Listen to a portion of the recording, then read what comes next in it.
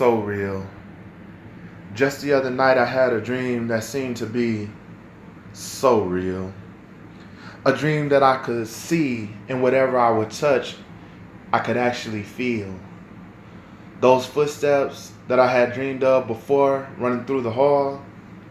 Well, in this dream, y'all, I scooped my child up, and in response he said, "Daddy, you're so big and tall."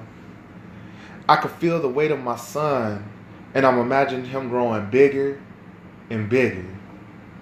Not in the sense of bigger for basketball or bigger for football, but bigger in the aspect of having the thirst for more and more knowledge. Bigger as in finishing high school and pushing himself to get a master's or maybe a bachelor's degree in college. In this dream, all I can imagine is him having the best. But even when having the best fails, I want him to know and understand that life has a way of putting you to the test. I placed him back down just to see him run around. He spread his arms, and with his imagination, those arms, them arms, turned into wings, and he just took off and flew. I smiled and I laughed and imitated plane sounds because it was the only right thing to do. He began to slow up and bring the plane to a landing position. I swooped in, chasing him around the room. Hey, what can I say? He wanted to play. I know from a father's intuition. We raced throughout the living room into the kitchen, from one wall to the next, raced to his room. Vroom, vroom, skirt. We pulled into the pit stop. He looked at me and I looked at him as we both smiled. I reached to pick him up. But he started to back away.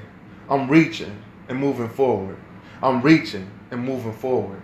I'm reaching and moving forward. But in one place, he just wouldn't stay. Finally, I got him, I said out loud. But just like that, he disappeared. And I reappeared back to reality, waking up from my dream. The decision that was made of miscommunicating consistently comes to me in my dreams. We should have let you live, but that is my regret. Lifeless in a tube, and I think back to where in the world was my mind at. Instead of saying yes or no and letting it be known how I felt, or at the time of this is how I feel, I sleep through a good dream, but I awake, it's a nightmare of what could have been real. A decision from years ago that won't leave my heart and mind to heal. For you see, I'm not going crazy, but in my head, all I hear is, "Daddy, why me? Daddy, why did it have to be me?"